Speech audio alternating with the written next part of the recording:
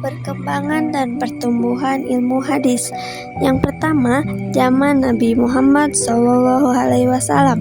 Prinsip-prinsip dalam ilmu hadis yang berkembang pada zaman Rasul hingga Khulafaur Rasyidin seperti bersikap verifikatif, komunikatif, berhati-hati dalam menerima dan menyampaikan riwayat, serta pemberlakuan sumpah dan persaksian yang merupakan nilai-nilai dari benih munculnya disiplin ilmu hadis. Pada periode tersebut terbagi menjadi dua. Yang pertama, periode periwayatan hadis Nabi dengan lisan. Al-Quran dihimpun selama kurang lebih 15 tahun, sedangkan hadis dibutuhkan waktu kurang lebih selama 2-3 abad lamanya, hingga muncul kitab-kitab hadis induk yang menjadi pegangan dari sumber kedua umat Islam. Pada masa Rasul, hadis belum mendapat perhatian serius seperti Al-Quran. Para sahabat mencurahkan tenaga dan waktu mereka guna mengabadikan ayat-ayat Al-Quran. Tetapi tidak demikian halnya dengan hadis. Bahkan ada larangan penulisan hadis selain Al-Quran. Namun, sendak adanya izin dari Rasulullah, Abdullah bin Amr bin As menulis dan mencatat dengan baik apa saja yang disabdakan oleh Nabi SAW. Catatan hadis yang beliau tulis tersebut diberi nama As-Sohifah As-Sadiqoh. Berlanjut pada periode menulis dan membukukan hadis secara resmi.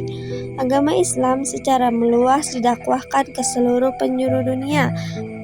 Para sahabat berpencar dan tidak sedikit pula yang wafat.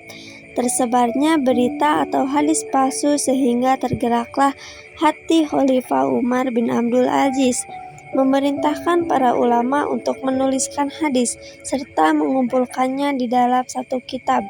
Segala sesuatu yang telah ditentukan dan dihimpun oleh ulama pada zaman Imam Az-Zuhri dikenal sebagai awal pengumpulan hadis ke dalam bentuk kitab. Kedua, pada masa abad kedua, 3, dan 4 Hijriah. Ulumul hadis mengalami perkembangan dan permulaan tanpa henti dengan terbentuknya metodologi sendiri, tersusun secara utuh dan terpisah dari kitab-kitab hadis sekitar abad keempat Hijriah.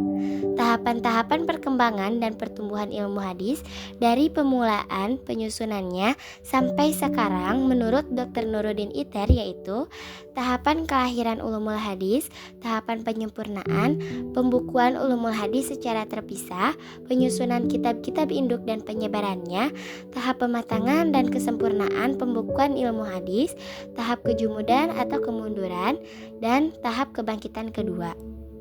Perkembangan dan pertumbuhan ilmu hadis pada periode klasik dimulai sejak masa Rasulullah SAW dan para sahabat. Pada masa ini dipahami bahwa ulumul hadis atau ilmu hadis berupa keterangan-keterangan yang masih berserakan dan masih berlafal lisan secara interaksi yang terjadi antara Rasul dengan para sahabat. Munculnya kitab ilmu hadis pertama kali diprakar oleh Al-Qadi Abu Muhammad Al-Romahur Ruzi yang wafat pada 360 Hijriah, yang dianggap sebagai pelopor pertama yang melahirkan disiplin ilmu hadis dengan karyanya yaitu Al-Muhaddis Al-Fasil Baina Ar-Rawi wal-Wa'i. Kemudian diikuti oleh ulama lainnya yaitu Imam Al-Hakim An-Nasyaburi yang wafat pada 405 Hijriah. Kemunculan kitab Muqaddimah Ibnu Sholeh dalam disiplin ilmu hadis ditandai sebagai awal kesempurnaan penyusunan kitab ulumul hadis karena dianggap telah tersusun seluruh cabang ulumul hadis secara sistematis.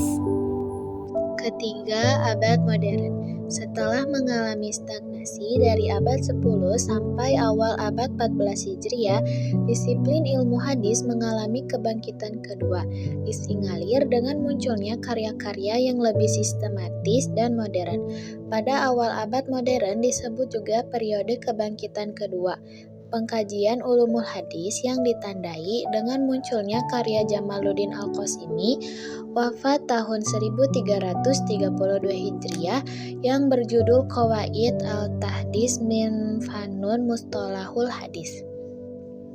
Setelah karya Al-Qasimi, muncul banyak karya dalam bidang ulumul hadis sebagai tanda bahwa perhatian terhadap bidang ulumul hadis semakin besar dan mengikuti perkembangan dan pertumbuhan disiplin ilmu dan kajian dalam Islam lainnya seperti tafsir, hadis, fikih, dan kajian ilmu-ilmu lainnya.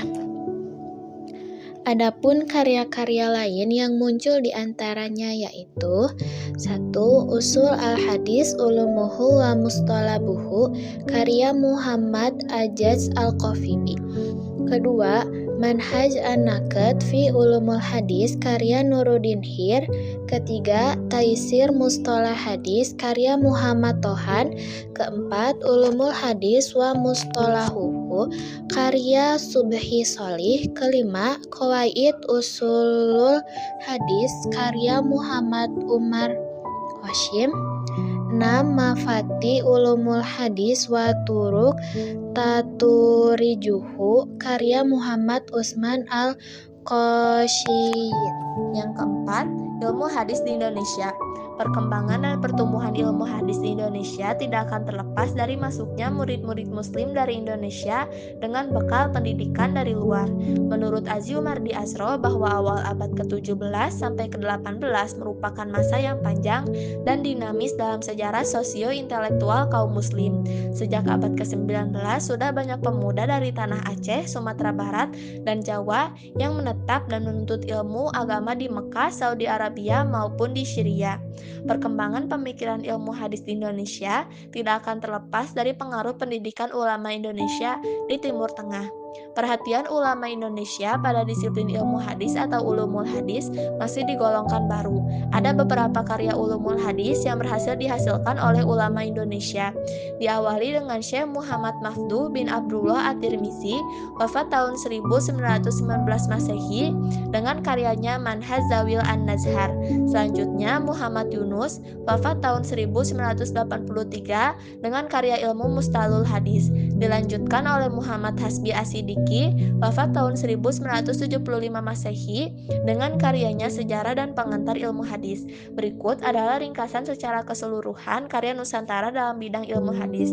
Di antaranya, buku Pengantar Ilmu Hadis, Metodologi Penelitian Hadis, Kaidah Kesahihan Hadis, karya Muhammad Syuhudi Ismail. Ikhtisar Mustahalul Hadis, karya Fahtur Rahman. Metode Kritik Hadis adalah karya Mustafa Ali Yakub. Pengantar Studi Sanad Hadis, karya Dimyati. Semua karya di atas diakui oleh pimpinan dan ulama di Indonesia yang memberikan kontribusi dan perhatian serius terhadap perkembangan ilmu hadis. Penyusunan karya-karya ulumul hadis banyak digandrungi karena kebutuhan akademik dan sebagai informan utuh tentang ulumul hadis. Reason for my pride, you are my guide, and I will always follow you.